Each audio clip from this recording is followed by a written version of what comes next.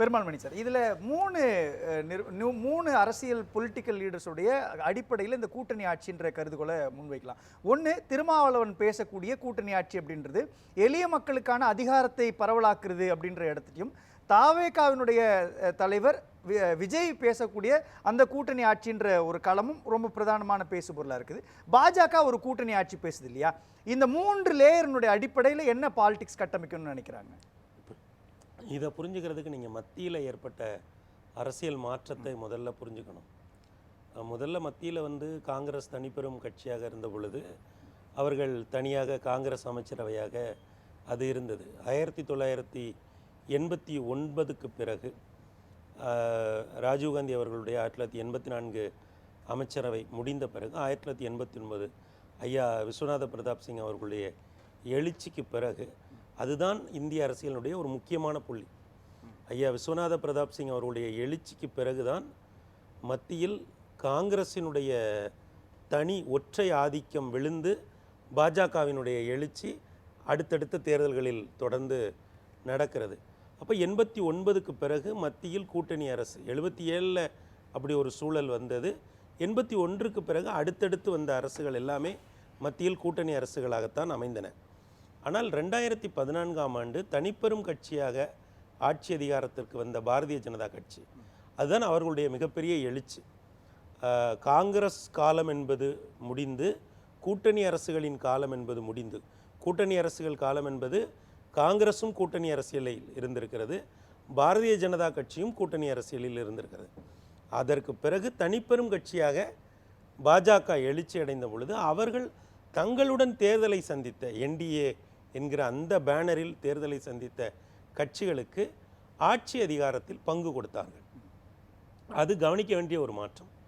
ஆனால் அதைவிட முக்கியமாக 2019ஆம் ஆண்டு அகில இந்திய அளவில் தனிப்பெரும் கட்சியாக 303 இடங்களை பெற்ற போது கூட பாரதிய ஜனதா கட்சி தன்னுடன் தேர்தலை சந்தித்த கட்சிகளுக்கு அவர்களுடைய பலத்திற்கு ஏற்ப அமைச்சரவையில் இடங்களை ஒதுக்கி கொடுத்தார்கள். ஒரு சிலருக்கு கேபினெட் மந்திரி எல்லாம் கூட கொடுத்தார்கள். அந்த நேரத்தில் அதற்கு முந்திய வரையறைகளின்படி அது தேவையில்லை என்றாலுமே கூட அப்படி ஒரு சூழல் ஏற்பட்டது. பக்கத்து மாநிலமான தெலுங்கு தேசத்தில் ஆந்திராவில் இப்போது தனிப்பெரும் கட்சியாக தெலுங்கு தேசம் ஆட்சி அதிகாரத்திற்கு வந்துவிட்டாலுமே கூட அது ஒரு என்டிஏ அரசாக கூட்டணியில் இருக்கிற கட்சிகளுக்கெல்லாம் அவர்கள் இடமளித்திருக்கிறார்கள்.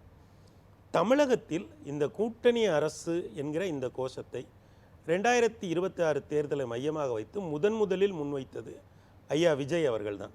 அவர்தான் கூட்டணியில் எங்களோடு வருகிற கட்சிகளுக்கு நாங்கள் ஆட்சியிலும் பங்கு கொடுப்போம் என்று ஒரு புதிய கோஷத்தை முன்வைத்தார்கள்.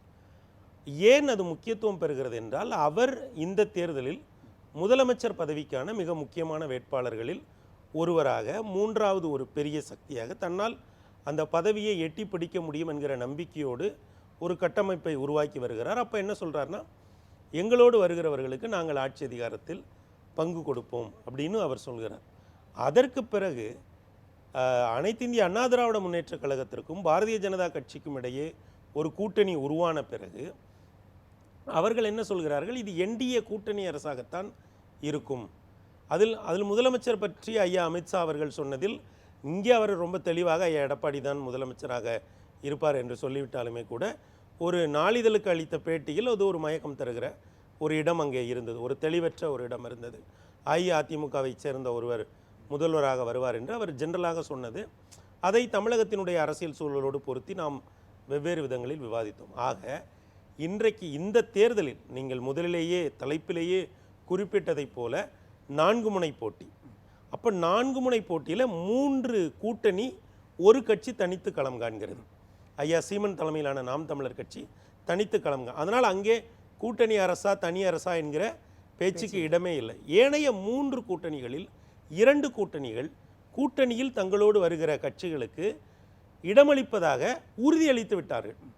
ஆக கூட்டணியில் இடமளிப்பதாக உறுதியளிக்காத ஒரு கட்சி, ஒரு கூட்டணி என்றால் அது திராவிட முன்னேற்ற கழகத்தின் தலைமையில் இருக்கக்கூடிய. அதுல அதிமுக சொல்லியிருக்கிறாங்களா அப்படி கூட்டணி ஆட்சி பத்தி? அவங்க எதுவுமே சொல்லலையே. இல்லை, அவங்க அந்த முதலமைச்சர் வேட்பாளரை தெளிவுபடுத்தும் போது அவங்க ஒரு விஷயம் சொன்னாங்க. என்னன்னா, இது என்டிஏ கூட்டணி கட்சிகளின் ஆட்சி, அப்படின்னு சொல்லி அது அமித்ஷா தானே சொல்றாரு. அவங்க அதிமுகவுடைய தலைவர்கள் யாரும் சொல்லல. இல்லை, அவங்க இதில் என்ன ஒரு சிரமம் வருகிறது என்றால், ஐயா கலைஞர் ஐயா அவர்களுடைய காலத்தை போலவோ அம்மா ஜெயலலிதா அம்மா அவர்கள் இருவரும் 1980களுடைய பிற்பகுதியிலிருந்து 2010களின் பிற்பகுதி வரைக்கும் அவர்கள் அரசியல் ஆட்சி செலுத்திய காலகட்டத்தில் தேசிய கட்சியோடு ஒரு கூட்டணி இருந்தாலுமே கூட, அது தேசிய ஜனநாயக கூட்டணியாக இருக்கலாம் அல்லது வெவ்வேறு பெயர்களில் மத்தியில் கூட்டணி இருந்தாலுமே கூட, தமிழகத்தை பொறுத்தவரையில் அந்த கூட்டணி என்பது அனைத்து இந்திய அண்ணா திராவிட முன்னேற்றக் கழக கூட்டணியாகவும் திராவிட முன்னேற்றக் கழக கூட்டணியாகவும் தான் இருந்து வந்திருக்கிறது. ஆனால் அந்த வரையறைகளை இந்த தேர்தலில் மாற்றுவதற்கு பாரதிய ஜனதா கட்சி முனைகிறது. எந்த புள்ளியில் நீங்க 90களில் நடந்த அந்த சட்டமன்ற தேர்தலில் கூட காங்கிரஸும் அதிமுகவும் கூட்டணியில் இருக்கிறப்போ அங்கேயும் அதிமுக 2 அணிகளாகத்தான் இருந்தது. ஏறக்குறைய 2026 நடக்கக்கூடிய இந்த எலெக்ஷனில் கூட அப்படித்தானே இருக்கிறாங்க. அப்போ அதிமுகவினுடைய பலகீனத்தை பயன்படுத்தி அதன் மூலமாக ஆட்சியை கைப்பற்றலாம் அப்படின்ற ஒரு திட்டம் பாஜகவுக்குள்ள இருக்குதா? இல்லை, அந்த மாதிரி அவங்க அது ஸ்ட்ராட்டஜிலாம் இல்லை. அவங்க அரசியல் அவங்க எந்த மாநிலத்திலையும் அப்படியெல்லாம் போய் ஒரு கட்சியை பிடிச்சி அந்த கட்சியை அரவணைச்சி, அதுக்கெல்லாம் ஒரு வரலாறும் கிடையாது. அப்படிலாம் அவங்க யாரையும் கபலீகரம் பண்ணுறதில்ல. அவங்க நேராக போகிறாங்க, பெரும்பான்மைவாதம் பேசுகிறாங்க, அவங்க கொள்கை என்னவோ அதை பேசுகிறாங்க, அவங்களுக்கு இருக்க வாக்குகளை சிறுக சிறுக பெருக்க பார்க்குறாங்க. அப்படி தான் அவங்க ஆட்சி அதிகாரத்துக்கு வந்திருக்காங்க. அவங்களுக்கு ஐயா மோடி மாதிரி ஒரு தலைவர் கிடைக்கிற பொழுது மத்திய பிரதேசம், ராஜஸ்தான் போன்ற மாநிலங்களிலேயே கூட அவர்கள் சட்டமன்ற தேர்தலில் வெறும் 40-42% வாக்குகளை தான் பெறுகிறார்கள். ஆனால் பாராளுமன்றத்தில் ஐயா மோடி அவர்கள் 15-16% வாக்குகள் அதிகமாக 57-58% வாக்குகளை பெற்று தருகிற வல்லமை அவருக்கு இருக்கிறது. அது அவர் ஒரு தனிப்பட்ட தலைவராக அவர் தமிழக இந்திய தேர்தல் களத்தில் செய்கிற ஒரு மாற்றம்.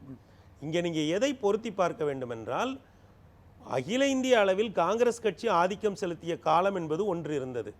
இப்போது பாரதிய ஜனதா கட்சி அகில இந்திய அரசியலில் ஆதிக்கம் செலுத்துகிறது. ஆக அவர்கள் தங்களுக்கு ஏற்ற அரசியலை ஒவ்வொரு மாநிலமாக வடிவமைத்து வருகிறார். இப்போ உதாரணத்துக்கு ஆந்திர பிரதேசத்தில் தேர்தல் முடிவுகள் வெளிவந்த பிறகு கூட என்டிஏ கூட்டணி கட்சிகள் எல்லாரும் டெல்லிக்கு போனாங்க. டெல்லியிலேருந்து அவங்க என்ன சொன்னாங்க, இது ஒரு என்டிஏ அரசாக இருக்கும், அங்கே வந்து 2 துணை முதல்வர் பதவி உருவாக்கப்படுகிறது என்று கூட்டணி கட்சியில் ஒருவருக்கு தான் அவர்கள் ஆந்திர பிரதேசத்தில் அவர்கள் கொடுத்தார்கள். ஆக அவர்கள் மத்தியிலையும் இன்னைக்கு அப்படிதானே இருக்காங்க. இல்ல, அங்கதான் ஜீவா சொல்ற ஒரு லாஜிக் ஃபேக்டர் இருக்கு இல்லையா? இங்க தொங்கு சட்டமன்றம் அமைவதற்கான வாய்ப்பு கிடையாது. அதே மாதிரி தேசிய கட்சிகளோடு ஒப்பிடுறப்போ மாநில கட்சிகள் ஆதிக்கம் செலுத்தக்கூடிய ஒரு இடத்துல இருக்கிறப்போ அவங்களை நிர்பந்திக்க முடியாது அப்படின்றாங்க இல்லையா? இல்லை, அதாவது பாராளுமன்றத்தில் கூட தொங்கு பாராளுமன்றம் 2014லும் 19லும் இல்லையே. அப்படி இல்லாத பொழுது கூட பாரதிய ஜனதா கட்சி அவர்கள் கூட்டணி கட்சிகளுக்கு இடம் கொடுத்தார்கள் இல்லையா? அதாவது அகில இந்திய அளவில் தமிழகத்தில் பாரதிய ஜனதா கட்சி ஒரு பெரிய சக்தியாக இல்லாமல் இருக்கலாம். ஆனால் அகில இந்திய அளவில் அவர் ஒரு மிகப்பெரிய சக்தி.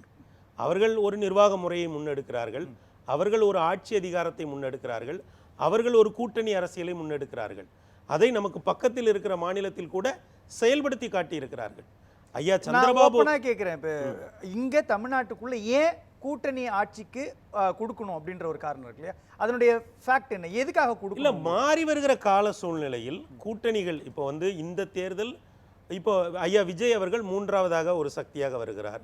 இப்போ இன்றைக்கு வரைக்கும் இப்போ என்டிஏ கூட்டணியவே நீங்கள் எடுத்துக்கோங்க, அவங்க ஆட்சி அதிகாரத்தில் பங்குன்னு சொல்லிட்டா கூட 2019 என்டிஏவில் யாரெல்லாம் இருந்தார்களோ, 2021 யாரெல்லாம் இருந்தார்களோ, அவர்களெல்லாம் இன்னமும் பல கட்சிகள் வந்து இன்னமும் என்டிஏல தங்களுடைய இடத்தை உறுதிப்படுத்தாமல் இருக்காங்கல்ல.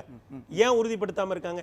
இப்போ என்டிஏ கூட்டணி அரசுன்னு ஒத்துக்கிட்டாங்க. நான் அவங்க தலைப்புக்குள்ளே நிற்கிறேன், கூட்டணி அரசுனே ஒத்துக்கிட்டாங்க. சிறிய கட்சிகளுக்கு வாய்ப்பு கொடுக்குறேன்னு சொல்லிட்டாங்க. ஏன் சிறிய கட்சிகள் எல்லாம் அங்கே போகலை? ஏன் போகலைன்னா இங்கே ஐயா விஜய் தலைமையில் ஒரு வாய்ப்பு இருக்குது. இல்லை, நான் கேட்குறேன், இப்போ தமிழ்நாட்டினுடைய வரலாற்றில் திமுக, அதிமுக அல்லது மற்ற கட்சிகள் எல்லாம் தங்களுடைய வாக்கு வங்கியை நிரூபிச்சுட்டாங்க.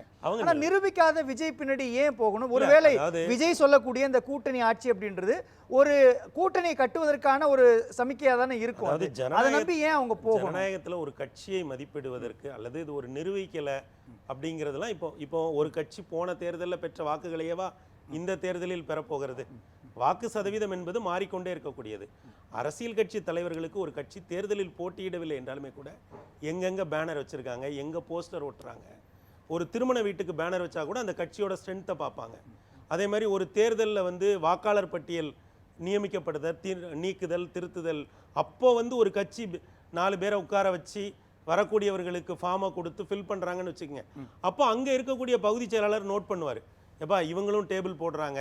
ஒரு கட்சியினுடைய மதிப்பை இப்போ நாம் இங்கேருந்து பார்க்கறது வேற, களத்தில் இருக்கவங்க என்ன சொல்லுவாங்க, ஆனால் அவங்க கல்யாணத்துக்குலாம் போஸ்டர் வைக்க ஆரம்பிச்சிட்டானுங்கண்ணே, இதை இப்போ இங்கே பூத்து லெவலில் சேர் போட்டு பெஞ்ச் போட்டு உட்காடுறாங்க.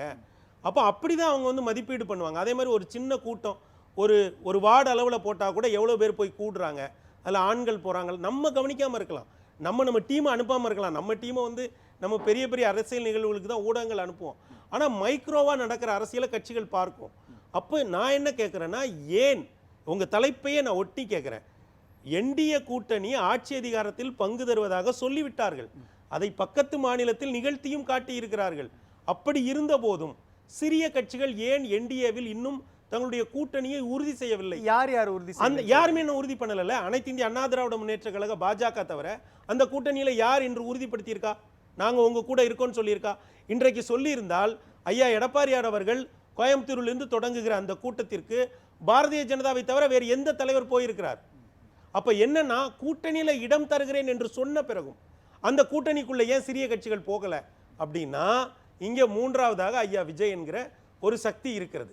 அப்போ மாறி வருகிற சூழல், அப்போ கூட்டணி ஆட்சி மேல சிறிய கட்சிகள் நம்பிக்கையோட தான் இருக்கிறாங்க. நான் இதான் கேட்கிறேன், ஒரு கட்சி இவ்வளவு சொன்ன பிறகும் ஆட்சி அதிகாரத்து மேல ஏன்னா அவங்க இன்னைக்கு மத்தியில் ஆள்றாங்க. இப்போ நீங்களும் நானும் ஒரு கட்சி வச்சிருக்கோம்னு வைங்க, மத்தியில் ஆட்சி அதிகாரத்தில் இருக்கிற ஒரு கட்சியோட கூட்டணிக்கு போனா 2 ஃபைலை நகர்த்திக்கலாம். அது அந்த கட்சி தலைவர்களுக்கும் தெரியும், அதனால பெரிய அளவில் பலன் இருக்கும். ஆனால் அதையெல்லாம் தாண்டி ஏன் காத்திருக்கிறார்கள் என்றால், இந்த தேர்தல் இதற்கு முன்பு தமிழகம் சந்தித்த தேர்தல்களை போல அல்ல. ரெண்டாவது, பெருங்கொண்ட தலைவர்களான அம்மா ஜெயலலிதா, ஐயா கலைஞர் போன்று இந்த சமயம் நமக்கு தலைவர்களை பற்றிய ஒரு மதிப்பீடு என்பது வேறு, அரசியல் கட்சி நடத்துகிற பெருமக்களுக்கு கட்சிகளை பற்றிய மதிப்பீடு என்பது வேறு. ஏன்னா அவங்க களத்தில் என்ன நடக்குன்னு பார்ப்பாங்க.